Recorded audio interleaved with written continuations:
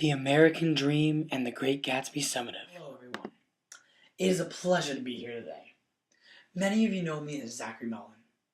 I am here today to talk about the American Dream, something that may fuel you all to work hard day after day.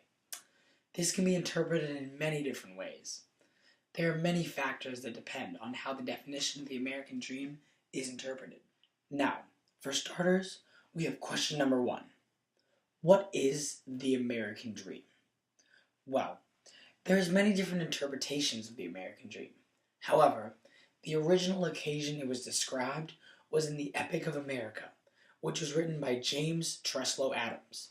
He stated, "The American dream is that dream of a land in which life should be better and richer and fuller for everyone, with opportunity for each according to ability or achievement." By stating this, he meant that the American dream is the envisionment that the land of America is richer and fuller. It allows opportunity for everyone. Next up, we have the second question. What is F. Scott Fitzgerald's view of the American dream? It appears that F. Scott Fitzgerald's view of the American dream is quite negative. He portrays it that when people embrace the American dream and acquire great wealth, that they become corrupt. Whether or not the money has been passed down through generations, such as the East Egg, or if the money is newly acquired, such as the West Egg, for example. In The Great Gatsby, Gatsby, who lived in the West Egg, was corrupt due to the fact that he participated in illegal activities. Daisy and Tom, who lived in the East Egg, presented that they were corrupt because they both had affairs. Daisy even went as far as to let someone else take the blame for a murder that she committed. Gatsby had the dream of winning Daisy back.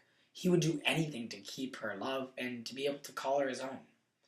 It appeared that Daisy had the dream of pleasing everyone. She loved Gatsby.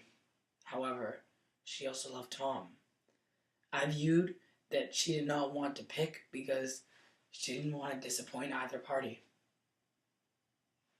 Now we have the third question. How does a person's experiences affect their interpretation of the American dream? A person's experience can have a huge impact on their interpretation of the American dream. For starters, Americans who have the right to live the American dream every day can sometimes take it for granted.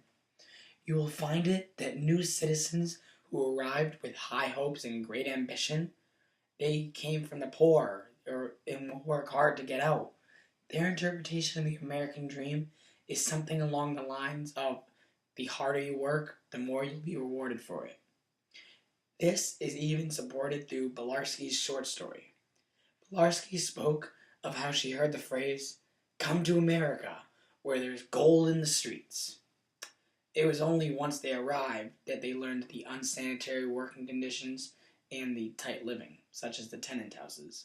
For the fourth question, we have, are the values of the world depicted in the time period and The Great Gatsby relevant to today's society? I believe that they are. I have a friend named J.J. Ryderstead. He lives in Aruba, and his father recently passed away. He left them with little to no money, and now they are living scarcely. The values of the world back then, the one that describes foreign people wishing to go to America because in America there's safety and riches, it's still alive today, and it never ceases to amaze me. I take it for granted, yet all JJ and his family want is to move to America and make a better life for themselves. To them, there is gold in the streets. They still have the idea of the American dream in their minds. A current event that correlates directly with values that time period that has to do with our 2016 presidential candidate, Hillary Clinton. In 1920, women were granted the right to vote. Now, in 2016, we have a woman running for office.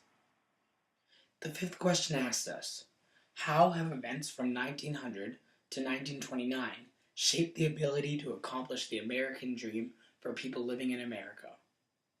Events from 1900 to 1929 most definitely shaped the ability to accomplish the American dream for people living in America. I believe that for all Americans, opportunities are presented in life. A huge event that occurred in 1920 is that the right for women to vote was finally granted. This paved future paths for women like Hillary Clinton or Carly Fiorina to even run for office. It is magnificent. Women like these have worked hard throughout their entire lives in pursuit of the American dream and even life, liberty, and the pursuit of happiness. The Great Gatsby was a tale written by F. Scott Fitzgerald that presented the values of the upper class and many other social statuses during that time period. The Great Gatsby follows the story of Nick, a man with the American dream. He is the narrator who recently moved into a new house on West Egg, which is very close to his cousin Daisy, who resides on the East Egg. Daisy lives with her husband Tom Buchanan. Nick's neighbor, Jay Gatsby, who he does not know, invites him to a party. Nick attends and realizes that Gatsby is a very secretive man and people do not have much knowledge about him. Nick meets a man who he immediately clicks with him rather quickly, and he is very soon to figure out that that man is Gatsby himself. Nick and Gatsby's friendship flourish when Nick learns that both Gatsby and Daisy are in love with each other. Tom, Daisy's husband, is having an affair with a woman named Myrtle. Myrtle is married to George Wilson, who is a sad and oblivious man. Gatsby and Daisy dated prior to the war. Gatsby did not have his riches at this time. During the time that Gatsby was at war, Daisy and Tom were wedded. 5 years had passed since Gatsby had left for the war. He returned, made a name for himself, acquired riches, and moved close to Daisy. However, he never introduced himself. It was Nick who assisted in reuniting them. At first, their meeting was terribly awkward. Gatsby, who was portrayed as a strong and confident man, was anything but confident at Daisy's feet. But very quickly again, with some help from Nick, the two were like teenage lovers once again. Gatsby and Daisy were as happy as they could be. That is, until Tom realized what he was losing. Nick, Gatsby, and Jordan all have lunch at Daisy and Tom's house one evening. Tom, noticing the tension and connection between Daisy and Gatsby, begins to get anxious and very loud very quickly. He even goes so far as to verbally insult Gatsby about his business affairs and other things in front of everyone. Gatsby becomes angered and begs Daisy to admit that she never loved Tom. That she has always loved him, and now he has her, and he will take her away for good. Daisy couldn't say that, for it was a lie. She loved them both. She did not want to go with Gatsby, but also could not stand the thought of losing the stable life that she had currently had with Tom Buchanan. She hated not pleasing everyone. Gatsby becomes extremely angry and almost hits Tom, which only aids Tom's argument about Gatsby being lower class. He couldn't control his emotions. Gatsby and Daisy drove away. Daisy was driving and hit and killed Myrtle, the woman that Tom was cheating on Daisy with. It is decided that nobody will know that Daisy was driving and Gatsby would take the blame.